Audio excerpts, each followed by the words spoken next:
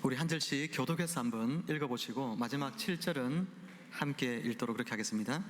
예수께서 길 가실 때에 날 때부터 맹인된 사람을 보신지라.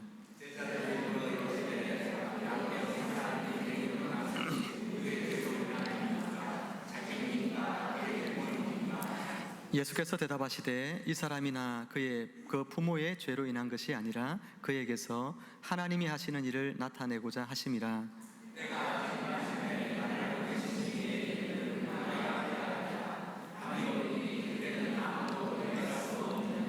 내가 세상에 있는 동안에는 세상의 빛이로다.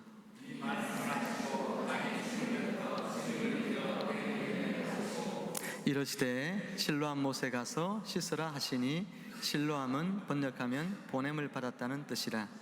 이에 가서 씻고 밝은 눈으로 왔더라. 아멘.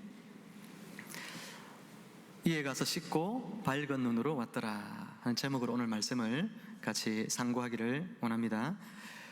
지난주에 안에 오래된 태블릿 하면 이제 이런 것도 이제 태블릿인데요.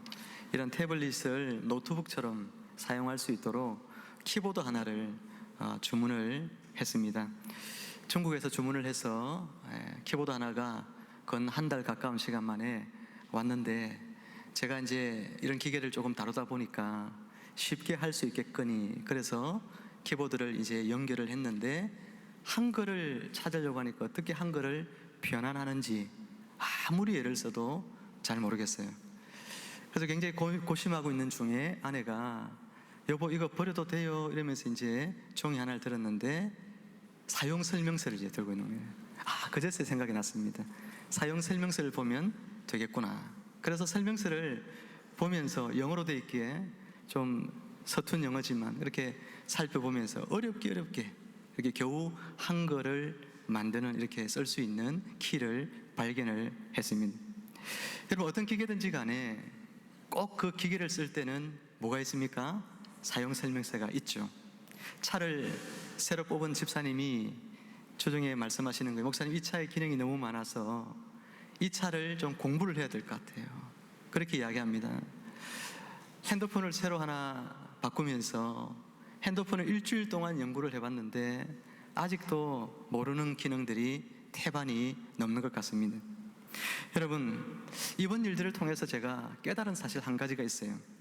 그 교훈이 뭐냐면, 사용 설명서를 꼼꼼하게 읽고 설명서의 지시대로 따르면 일이 쉽게 된다는 것을 이번에 다시 한 번 더 여러분 깨달았습니다. 우리 인생도 여러분 마찬가지인 것 같습니다. 어떤 사람들은 자기의 이성, 또 사람들의 어떤 상식이라고 하는 게 있습니다. 그 생각을 따라서 의지하고 살아가는 인생들이 많습니다. 내가 좀 똑똑한 사람일수록 자기 생각을 더 많이 신뢰하죠. 그런데 자기 생각을 신뢰하고 사는 사람은 제가 했던 실수를 똑같이 하게 됩니다. 내가 좀 똑똑한 것 같은데 난관에 부딪혀 보면 똑똑하지 않다 하는 것을 깨닫게 되죠. 근데 우리가 우리의 생각을 내려놓고 예수님의 말씀을 따라서 순종하면서 살아가면 사용 설명서를 우리가 펼쳐놓고 기능을 하나하나 알게 되어지듯이 예수님 안에 있는 모든 능력이 우리 안에 흘러 들어와서 우리는 주님이 우리에게 기대하시는 그런 충만하고 복된 삶을 살 수 있게 되는 것입니다. 오늘 말씀을 통해서 저는 저와 여러분 모두가 예수님의 말씀, 이것이 우리 인생의 사용 설명서입니다. 이 우리 인생의 사용 설명서인 이 말씀을 따라서 살기로 결심하게 되기를 바랍니다. 그렇게 함으로 말미암아서 말씀이 주는 위로, 그리고 그 은혜, 또 말씀의 능력과 기적을 여러분이 날마다 경험하게 되기를 주님의 이름으로 축원을 드립니다. 예수님께서 길을 가실 때 날 때부터 소경된 사람을 오늘 본문에 보면 만났습니다. 여러분, 고대 세계에서 앞을 보지 못하는 소경은 달리 할 수 있는 것이 아무것도 없습니다. 그래서 그가 할 수 있는 것은 오직 구걸해서 먹고 사는 것 외에는 없는 것입니다. 인간다움의 삶, 우리 모두는 꿈꾸죠. 정치를 사람들이 하는데 또 그런 정치인을 뽑고 우리가 정치적 행위를 하는 것들, 모든 것도 다 무엇을 원하기 때문입니까? 인간다움 삶의 실현을 위해서 우리 모든 인생들은 다 정치를 하고 있습니다. 그런데 이 소경에게 그런 인간다움의 삶이라는 것은 꿈도 꿀 수 없는 그런 일들이었습니다. 인간다움의 삶은 고사하고 그냥 평범한 인간으로 살아가는 것도 그 소경에게는 힘든 거죠. 수많은 사람들의 차별이 있는 시대였습니다. 사람들이 손가락질하고 이 소경이라는 이유만으로도 힘든데 그 사람에게 안겨져 있는 사회의 따가운 시선, 돌덩어리보다도 더 무거운 사람들의 편견이 그 시대의 소경에게는 얹어져 있었다는 것입니다. 얼마나 힘든 시대인지 모릅니다. 이 소경에 대해서 예수님의 제자들이 2절에 보면 이런 질문을 하지 않습니까? 라삐여, 이 사람이 맹인으로 난 것이 누구의 죄로 인함이니까? 자기니까 그의 부모니까? 여러분, 우리가 생각할 때 이해가 안 되는 말이지 않습니까? 소경으로 선천적으로 출생을 했는데 그게 왜 자기의 죄 때문이거나 그의 부모의 죄 때문이거나 그럴 가능성이 있다고 생각할까요? 그러나 유대 사회는 그렇게 생각을 했습니다. 예수님께서도 종종 어떤 사람이 가지고 있는 중병, 그 병의 근원이 죄 때문에 일어난 일이다라고 이야기할 때도 있었어요. 중풍병자에게 네 병이 나았다 이렇게 말하지 않고 너희의 죄가 사함을 받았다 이렇게 예수님 말씀하시죠. 죄와 병과의 연관성이 있는 겁니다.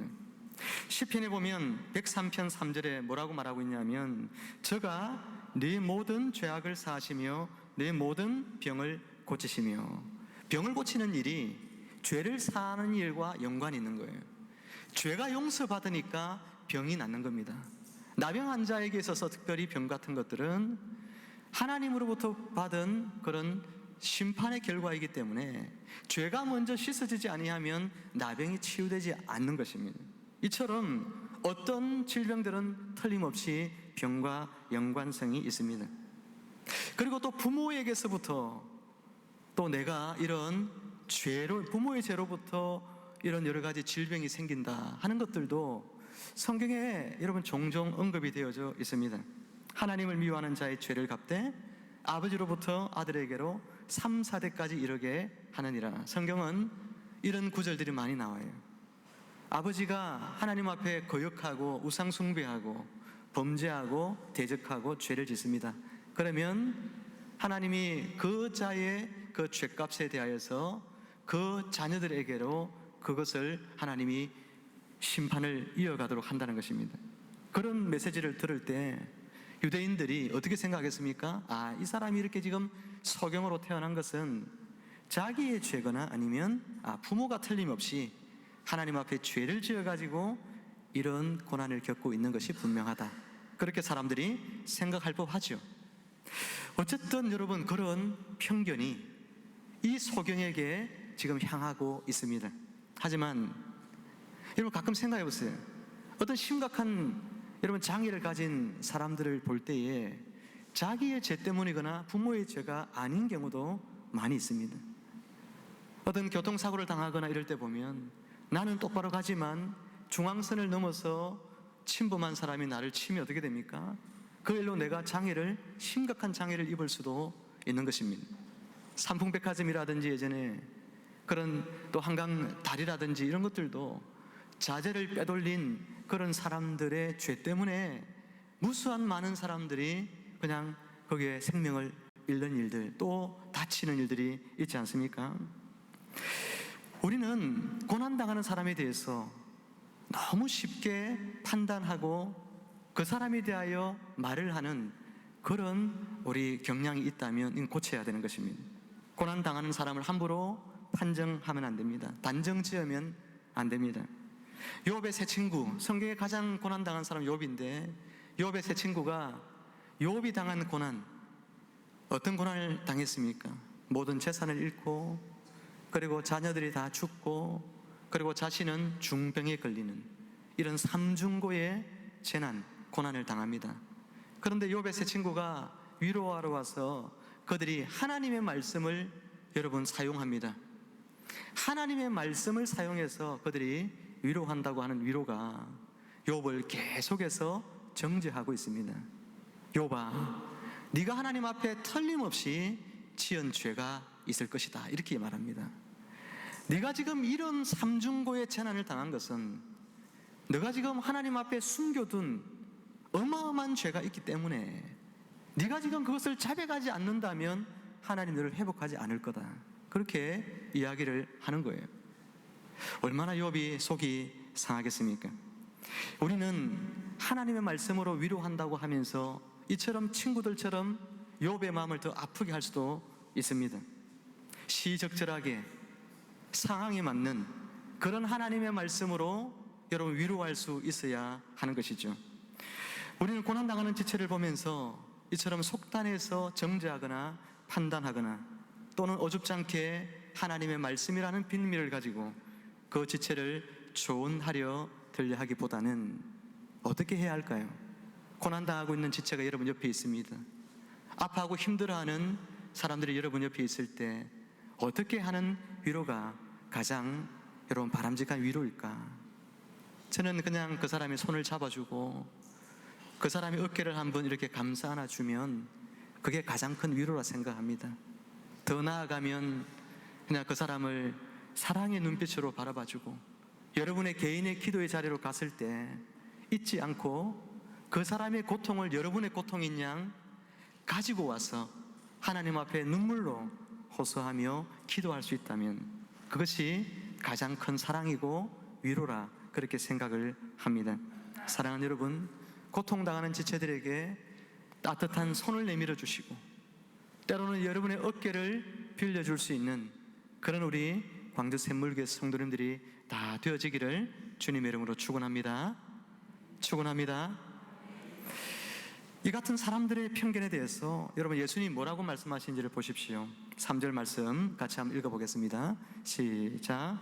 이 사람이나 그 부모의 죄로 인한 것이 아니라 그에게서 하나님이 하시는 일을 나타내고자 하심이라. 아멘.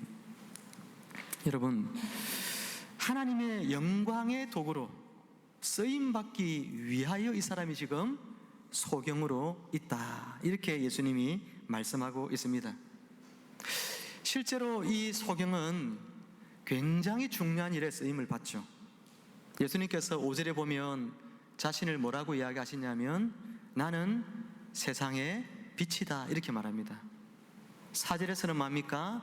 나는 하나님께로부터 보냄을 받은 사람이다, 이렇게 말하잖아요. 하나님께로부터 보냄받은 예수는 세상의 어두움 속에 있는 사람들에게 빛이신 분이라는 거예요. 어두움 속에 방황하며 사는 인생들에게 진리의 빛이 되셔서 그들을 구원하시기 위해서 이 땅에 오셨다는 것입니다. 이 소경은 어둠 속에 있는 사람들을 상징적으로 보여줍니다. 이 소경이 눈을 떠서 밝은 빛을 보게 되어진 것은 어둠 속에 있는 사람들이 예수님을 만나서 진리를 깨닫게 되고 구원 얻는 것과 같은 맥락의 이야기인 것입니다. 이 소경은 나중에 예수 그리스도가 생명의 빛이다, 그가 하나님께로부터 보냄받은 구원자이시다 라고 하는 그 일에 아주 증인이 되고 그런 증거가 되어지는 그런 인생을 살게 되어지는 것이죠. 굉장히 하나님의 나라를 위하여서 귀하게 쓰임받는 존재가 된 것입니다. 예수님은요, 장애를 인과응보의 관점으로 바라보지 않습니다. 반드시 어떤 죄를 지었기 때문에 어떤 원인이 있어서 저 사람은 지금 저렇게 고통을 당하고 있는 것이 분명해 라고 보지 않았습니다. 하나님의 섭리의 관점으로 보셨어요. 하나님의 뜻이 있었어. 이 사람이 저렇게 고난당하는 것이 하나님의 영광을 위하여 뭔가 모르지만 하나님의 귀한 뜻이 그 사람에게 있어서 지금 저런 고난 가운데 있다고 예수님은 보셨습니다. 사람들은 이 사람을 바라볼 때 이 사람의 과거와 현재만을 바라보지만 예수님은 이 사람을 바라볼 때 이 소경의 미래를 바라보십니다. 사람들은 지금 있는 모습을 보고 정죄하지만 예수님은 이 사람이 되어질 모습을 바라보면서 이 사람의 가능성, 이 사람을 바라보면서 긍정적인 시각으로 그 인생이 하나님 앞에 어떻게 쓰여질 것인가에 대한 기대하는 심령으로 이 사람을 바라보고 있다는 것입니다. 유명한 조각가 미켈란젤로 여러분 잘 아시죠? 미켈란젤로 하면 여러분이 많이 그림으로 본 다비드상, 그런 여러분 조각상 보신 적 있으시잖아요? 사진으로. 네. 그리고 가장 유명한 것 하면 피에타, 그죠? 마리아가 예수님을 이렇게 안고 있는 그런 피에타상, 그런 게 있습니다. 근데 미켈란젤로가 어떻게 그런 아름다운 조각을 하느냐? 미켈란젤로 그런 이야기 합니다. 자기 앞에 이렇게 큰 바위 돌덩어리가 있지 않습니까? 처음에 그냥 아무것도 없는 돌덩어리일 뿐이죠. 근데 그 돌덩어리를 보면 우리 같은 사람들은 아무 생각이 안 나는데, 미켈란젤로는 그 속에 모세가 보이고, 그 속에 다윗이 보이고, 그 속에 예수가 보이고 그렇다는 것입니다. 그래서 이 돌 안에서 있는 그 사람들이 자기를 꺼내어 달라, 그렇게 막 계속 자기에게 말한대요. 돌을 볼 때 돌 속에 하나의 그려진 형상을 계속해서 본다는 겁니다. 가능성을 보는 것이죠. 이 돌 자체를 보면 아무 답이 없지만 돌 속에 숨겨져 있는 그 보석을 보는 것입니다. 변화되어졌을 때 얼마나 아름다운 조각상으로 자신 앞에 서게 될지 그것을 본다는 것입니다. 여러분, 사람들 눈앞에 보이는 소경은 어떤 존재로 보이겠습니까? 그냥 큰 돌덩어리처럼 보일 뿐이죠. 아무런 쓸모없는 그런 돌덩이처럼 보이지만 예수님의 눈에는 어떤 존재로 보이냐면 영광스러운 존재로 보이는 것입니다. 하나님께서 쓰실 만한 그런 존귀한 존재, 하나님의 나라의 귀한 일꾼, 그런 사람으로 이 존재를 바라보셨다는 것입니다. 오늘 저와 여러분들이 이런 예수님의 눈을 가지게 되기를 바랍니다. 서로를 바라보실 때 존귀한 하나님의 백성으로 여기고 하나님의 영광을 위해서 쓰임받을 존귀한 하나님의 자녀다, 여러분이 그렇게 서로를 바라봐 줄 수 있는 그런 영적인 눈이 저와 여러분들에게 주어지기를 주님의 이름으로 축원합니다. 이제 본문 7절을 같이 한번 우리 성경을 보고 읽어보겠습니다. 7절 시작. 이르시되 실로암 못에 가서 씻으라 하시니, 실로암은 번역함은 보냄을 받았다는 뜻이라. 이에 가서 씻고 밝은 눈으로 왔더라. 아멘. 예수님께서 소경에게 말씀하십니다. 실로암 못에 가서 씻으라. 여러분, 이 말을 들을 때에 소경의 마음속에 모르긴 하지만 5만 가지 생각이 순간적으로 스쳐 지나갔을 겁니다. 앞을 보지 못하기 때문에. 그가 실로암 못가로 찾아간다는 것이 쉬운 일이 아닙니다. 가다가 혹 사고를 당할 수도 있고 다칠 수도 있고 혹 가다가 빠져 죽을 수도 있어요. 실로암 물가로 내려가는 그 길이 급 비탈길이기 때문에 가다가 자칫 돌불이라도 걸려 넘어지면 굴러서 물에 빠져서 죽을 수 있는 그런 아찔한 상황이 연출되어질 수도 있는 것입니다. 여러분, 신앙은 흔히 믿음으로 하는 것이다, 그렇게 우리는 믿고 있습니다. 그렇죠? 신앙생활, 믿음생활, 그렇게 말하잖아요. 신앙은 믿음으로 하는 거예요. 믿음에 대해서 히브리서 11장 1절에 여러분 공동번역 개정판으로 되어 있는 우리 주보에 있는 말씀 같이 한번 읽어보도록 할까요? 히브리서 11장 1절 말씀을 같이 한번 읽어봅니다. 천천히 시작. 믿음은 우리가 바라는 것들을 보증해주고 볼 수 없는 것들을 확정해 줍니다. 여러분, 바라는 것들, 볼 수 없는 것들, 여러분 같은 맥락이죠. 바라는 것들은 아직 이루어지지 않은 일들이기에 지금 볼 수 없습니다. 그렇죠? 우리가 바라는 건 전부 다 미래에 있는 일들입니다. 지금 현재 이루어지지 않은 일들이죠. 소경이 눈을 뜨고 싶은 것, 바라는 일들이죠. 아직 이루어지지 않은 일입니다. 그런데 믿음은 어떤 것이란 겁니까? 마치 지금 내가 바라는 그것이 이루어진 것처럼, 나는 앞을 보지 못하는데 지금 마치 앞을 보게 된 것처럼 믿음은 그것을 받아들이게 한다는 것입니다. 믿음과 가장 충돌을 일으키는 게 뭐예요? 인간의 이성입니다. 이성, 합리적인 생각. 우리 인간은 논리적이고 타당한 것, 그것들만 우리는 받아들이려는 그런 습성이 있죠. 여러분, 이런 갈등 속에 신앙이 존재하는 겁니다. 이성과 믿음 사이에 우리의 신앙이 있는 것입니다. 믿지 않는 사람들이 우리의 신앙을 보면서 때로는 이해하지 못하는 이유가 뭘까요? 우리는 신앙으로 받아들이는 것을 저들은 이성으로 따지기 때문에 우리를 바라볼 때에 참 이해할 수 없는 사람들이다, 그렇게 생각할 수 있는 것입니다. 소경도 비록 앞은 보지 못하지만 이성은 살아있습니다. 얼마든지 스스로 생각해 볼 수 있습니다. 아무리 생각해 보아도 소경된 자신이 실로암 연못을 찾아간다는 것이 말이 안 되는 것 같습니다. 자신을 예수님께서 그곳으로 가라고 하시는 말씀 자체가 좀 뭔가 맞지 않는 것 같습니다. 그곳에 무사하게 잘 도착했다 할지라도 여러분, 그 실로암 물로 자기의 눈을 씻으면 눈이 보일까요? 혹시 그곳에 갔는데 물로 씻었는데도 눈이 떠지지 않으면 어떡하나? 괜한 수고만 하지 않았을까? 그런 마음들이 그의 마음속에 들지 않겠습니까? 제 마음속에는 그런 마음이 드는 것 같아요. 믿음이 없었어. 저는 예수님께서 실로암 못가에 가 씻으라 그러면 예수님 그냥 이 자리에서 고쳐주시면 안 되겠습니까? 그렇게 한 번쯤 그렇게라도 말해볼 것 같아요. 그런데 오늘 성경은 예수님께서 실로암 못에 가서 씻으라 그렇게 말씀을 딱 하시니 뭐라고 합니까? 성경이 그 다음 보니까 이에 가서 씻고 그렇게 되어 있어요. 여러분, 영어 성경에 보면요, 그래서 갔다 이렇게 되어 있어요. 아주 단순해요. 그냥 갔다부터 말이 없어요. 예수님이 가서 씻으라 하니까 그래서 그냥 갔다 이거예요. 이게 믿음이라는 거예요. 이게 신앙이라는 거예요. 아니, 어떻게 이성으로는 그렇게 생각할 수 없죠. 왜 가라 하지? 그냥 고쳐주면 될 거를 간다고 나을까? 이런 여러 가지 생각들이 우리 마음속에 떠오르지만, 그러나 이 소경은 주님이 가라 하니까 그냥 갔다, 그냥 믿고 갔다, 성경은 말씀합니다. 여러분, 신앙생활 하면서 하나님의 축복을 많이 받는 사람도 있어요. 하나님의 축복을 많이 받으려면 어떻게 해야 되느냐? 내 생각은 점점 작아져야 됩니다.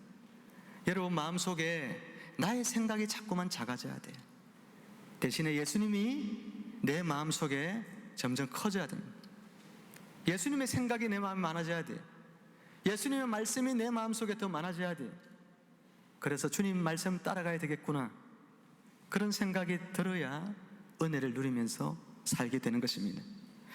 솔로몬 왕은 잠언 16장 20절에서 이런 말씀을 남긴 적이 있는데 제가 그냥 읽어드릴게요. 삼가 말씀을 따라 살면 행운의 열쇠를 얻고 여호와를 믿고 살면 행복의 문이 열린다. 여러분, 잠언 16장 20절에 있는 말씀을 제가 공동번역 개정판을 읽어드렸어요. 말씀을 따라 살면 행운의 열쇠를 얻는데요, 하나님을 믿고 살면 행복의 문이 열린대요. 솔로몬의 이야기입니다. 왜 성경에 여러분 유독 병자들이 치유받는 이야기들이 많이 나올까요? 그 사람들은 한결같이 예수님의 말씀을 있는 그대로 받아들이는 사람들이었습니다. 이것은 일종의 고통이 가져다 준 선물인 거죠. 한번 따라 합시다. 고통이 가져다 준 선물. 여러분, 고통이 다 나쁜 게 아니에요. 고통이 주는 선물이 있습니다. 소경이었기 때문에 그 인생 전부를 잃어버린 것이 아닙니다. 마가복음 5장에 보면 12년 동안 혈류증이 걸린 한 여인이 나오지 않습니까? 끊임없이 하혈을 하는 이런 고통을 겪는 여인입니다. 근데 그 성경에 뭐라고 되어 있냐면, 많은 의사에게 많은 괴로움을 받았고 가진 것도 다 허비하였으되 아무 효임이 없고 도리어 더 중하여졌다, 이렇게 말합니다. 이 여인이 결혼을 했었다면 필경 이혼을 당했을 겁니다. 왜냐하면 부정한 여인이 되었기 때문에. 정결법상 그렇죠. 그냥 결혼하지 않은 처녀였다면 일평생 결혼할 꿈도 꾸지 못할 것입니다. 자신이 가지고 있는 돈이 얼마였는지 모르지만 이 병원 저 병원 다니면서 임상 실험의 대상이 되어서 여러분, 가진 돈 전부 다 탕진하고 몸은 몸대로 망가진 그런 여인이었습니다. 여러분, 다 잃어버렸죠. 이 여인이 고통을 겪으면서부터 이 여인의 인생의 꿈, 결혼, 가진 돈, 그리고 희망, 어찌 보면 모든 청춘, 인생을 다 잃어버렸어요. 근데 다 잃어버린 것이 아닙니다. 이 여인이 다 잃어버린 것 같지만 이 고통 속에서 얻은 것이 사실은 더 귀한데, 그 두 가지, 고통이 준 유익이 두 가지가 있는데 그게 뭐냐? 한 가지는 뭐냐 하면, 내가 한다고 열심히 내가 했지만 되는 것이 아니구나, 이걸 깨닫습니다. 내가 할 수 있는 것이 없구나, 이걸 깨닫는단 말이에요. 내가 안 하려고 한 게 아니잖아요. 내가 하려고 열심히 했는데, 내가 이 고통의 문제를 해결해 보려고 열심히 했는데 내가 할 수 없다는 사실을 깨닫는 것, 이게 유익이에요.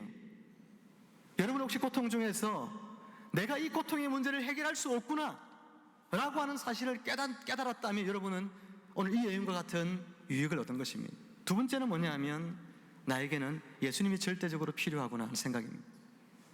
나에게 예수님이 절대적으로 필요하구나, 예수님밖에 없구나, 이 사실을 깨달은, 이 혈류증 걸린 여인이 이 두 가지를 깨달은 겁니다.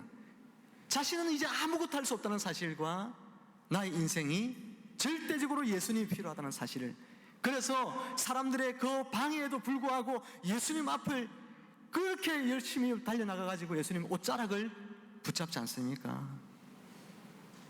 소경도 어쩌면 일평생 자신의 인생을 저주했고 원망했고 그렇게 보냈을 수도 있습니다. 하지만 내가 할 수 있는 것이 아무것도 없다는 생각을 소경도 고난을 통해서 깨달았겠죠. 이게 은혜입니다. 그런 낮아짐의 마음이 은혜입니다. 이런 낮아짐의 마음은 어떤 사람에게는 고난이 와야만 배울 수 있는 사람들이 있는 거예요.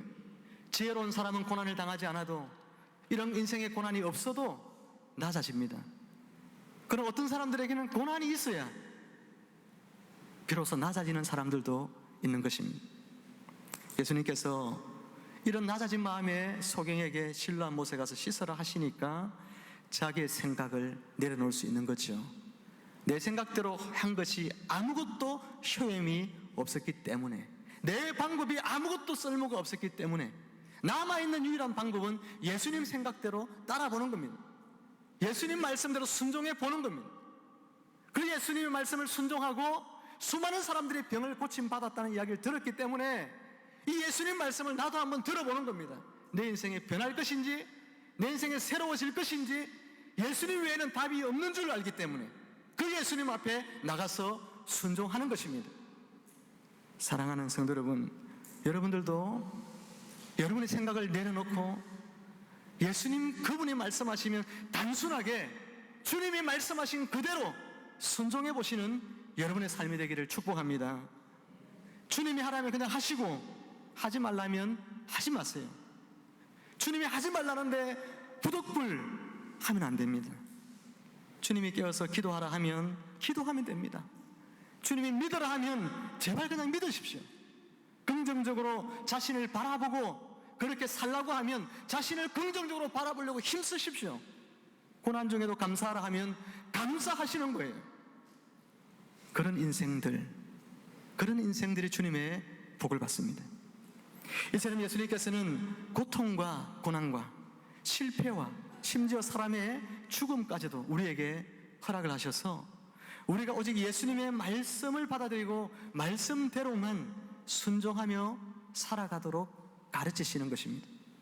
그러니 오늘 여러분의 실패와 여러분의 절망과 여러분의 고통과 눈물을 보면서 바로 이것 때문에 내 인생이 절망스럽고 한탄스럽다고 그렇게 원망하지 마시고, 여러분에게 있는 지금 그 고난들 덕분에 내가 나의 무능력함을 깨닫게 되었고, 나에게 있는 고난 덕분에 예수 그리스도만이 나의 유일한 소망인 줄 알게 되었고, 그래서 그 예수님께 나가 내가 지금 구원받고 하나님의 자녀가 되었다는, 여러분 이런 고백이 저와 여러분들 입술에서 나오기를 주님의 이름으로 축복합니다. 그런데 오늘 본문에서 보면 좀 잘 이해가 안 되는 한 가지가 있죠. 6절 말씀인데 우리 6절 말씀 한번 같이 읽어보도록 하면 좋겠습니다. 같이 시작. 이 말씀을 하시고 땅에 침을 뱉어 진흙을 이겨 그의 눈에 바르시고. 아멘. 여러분, 왜 예수님께서 땅에 침을 뱉어서 진흙을 이겨 그의 눈에 바르고 난 다음에 실로암 못에 가서 씻어라 그렇게 하셨을까? 지금 우리의 관점으로 보면 좀 불결하고 더럽지 않습니까? 예. 소경을 지금, 장애인을 지금 비하하는 행동처럼 어쩌면 그렇게 느껴질 법도 하지만, 여러분, 성경은 그냥 기록해 놓는 것이 아무것도 없습니다. 다 하나님의 뜻이 거기에 다 들어있는 거죠. 여기에는 영적인 의미가 있습니다. 흙을 사용하신다 라고 하는 건 우리에게 창세기 2장을 떠올리게 합니다. 하나님이 사람을 창조하실 때에 흙을 가지고 사람을 창조하신 것처럼 오늘 흙을 반죽하여 소경의 눈에 바르시는 이 행위는 이 소경을 새롭게 빚어 주시겠다, 내가 너를 새롭게 창조해 내겠다, 이런 하나님의 메시지가 그곳에 담겨 있는 것입니다. 사랑하는 여러분, 예수님께서 만지시면 우리 모두는 새 사람이 되는 줄 믿으시길 바랍니다. 고린도서 5장 17절 말씀에서 그런데 누구든지 그리스도 예수 안에 있으면 새로운 피조물이라, 이전 것은 지나갔으니 보라 새 것이 되었도다. 할렐루야. 우리의 이전의 삶이 얼마나 고통스러웠던지, 외로웠던지, 불행했던지, 아프고 힘들었던지 간에 예수님 만나면 새로운 삶을 살게 되는 것입니다. 예수님 안에서 우리의 모든 삶은 새로운 피조물로서 새롭게 다시 태어난 그런 인생을 살게 된다는 것입니다. 살다 보면 다시 태어날 수 있다면, 다시 태어나서 새롭게 인생을 살 수 있다면, 그런 생각을 여러분 가끔 해보실 때가 있지 않습니까? 가장 손쉽게 새로 다시 태어나는 삶은, 방법은 뭘까요? 예수님 믿고 예수님 안에서 사는 겁니다. 예수님 만나서 예수님 안에서 새롭게 사는 인생이 새로운 인생으로 태어나는 인생입니다. 예수님 안에 산다는 건 뭡니까? 예수님의 말씀을 따라 산다는 것이죠. 내 생각을 내려놓고 예수님의 생각을 받아들이셔야 합니다. 예수님이 말씀하시는 대로 순종하고 따라가십시오. 그러면 여러분 앞에도 소경이 경험한 것 같은 놀랍고 새로운 삶이 여러분의 눈앞에 분명 펼쳐질 것입니다. 소경은 말씀에 순종함으로 육신의 질병을 고침받았고 그 영혼 또한 구원을 받았습니다. 뿐만 아니라 의미 없이 살아가던 그의 인생이 이제는 하나님의 목적, 나를 이 땅에 보내신 하나님의 뜻을 깨닫고 하나님의 목적을 따라 사는 복된 인생이 되었고, 더 나아가서는 하나님의 영광을 위해 귀하게 쓰임받는 도구가 되어서 예수님이 메시아임을 나타내는 표적적인 인생, 그런 인생으로 살게 되었는데, 저와 여러분들도 한 사람도 빠짐없이 이런 축복의 인생, 새 사람으로 빚어지는 인생을 살아가게 되기를 간절히 바랍니다. 이제 말씀을 마칩니다. 오늘 우리 가운데는 소경 같은 삶을 살고 있는 분들이 계실 겁니다. 자신의 운명을 비관하고 자신이 세상에서 가장 불행하다고 생각하는 그런 부정적인 사고방식에 빠져서 환경을 탓하고 인생을 탓하면서 어둠 속에서 불행을 곱씹으면서 오늘도 살아가는 인생들이 혹시 있을지 모릅니다. 고난은 때론 고통스럽죠. 그렇지만 고통을 통해서 우리는 배우고 있고 또 배워가야 합니다. 그것은 내 힘으로 안 되는구나, 나에게 능력은 너무나 무능력하구나 라고 하는 생각입니다. 그리고 예수님만이 나의 소망이라는 것, 예수님 앞에 나가면 된다는 생각입니다. 여러분, 마음이 높은 바리새인들, 그 사람들이 성경에서 그들의 질병이 고침받았다, 그런 이야기가 성경에 거의 나오지 않습니다. 왜 나오지 않습니까? 마음이 교만한 사람이기 때문에 그래요. 아직도 자기의 생각을 의지하는 사람들, 자신의 능력과 자신이 가지고 있는 믿음과 자신의 생각을 의지하고 있는 사람들, 그 사람들 속에는 예수님의 능력이 나타날 수가 없습니다. 신앙생활은 나의 마음을 버리는 겁니다. 신앙생활은 나의 마음을 버리는 거예요. 내가 할 수 있다는 자만심을 내려놓는 것입니다. 내 힘과 내 지혜를 의지하며 아직도 살려고 한다면 그것을 기꺼이 십자가 앞에 못 박을 수 있어야 합니다. 예수 외에는 나에게 소망이 없음을 발견해야 합니다. 예수님 앞에 가면 나의 모든 인생이 새로워진다는 믿음이 필요합니다. 소경처럼 저와 여러분들도 주님을 마음에 모시고 자기의 생각을 버리고 그리고 예수님 앞에 나와서 예수님의 말씀을 절대적으로 받아들이고 순종하는 그런 순종의 삶을 살아가시기를 축복합니다. 그래서 예수님께서 열어가시는 놀랍고 풍성한 삶, 그 삶을 여러분의 삶 속에서 날마다 여러분 누려가시기를 주님의 이름으로 축복하며 축원합니다. 기도하겠습니다. 하나님 아버지, 우리의 생각을 내려놓고 주님의 생각을 우리 마음속에 품게 하여 주옵소서. 주님의 말씀을 따라 순종하며 나아가게 하여 주옵소서. 소경처럼 실로암 목가에가 씻으라 말씀하실 때 그래서 가서 씻었다. 이런 순종의 삶이 우리에게도 나타나게 해 주옵소서. 하나님 아버지, 순종하는 자에게 주시는 축복, 순종하는 자에게 주시는 은혜가 있습니다. 이 풍성한 은혜를 오늘 주의 사랑하는 백성들이 한 사람도 빠짐없이 누려갈 수 있도록 하나님 은혜 허락하여 주옵소서. 예수님의 이름으로 감사하며 기도하옵나이다. 아멘.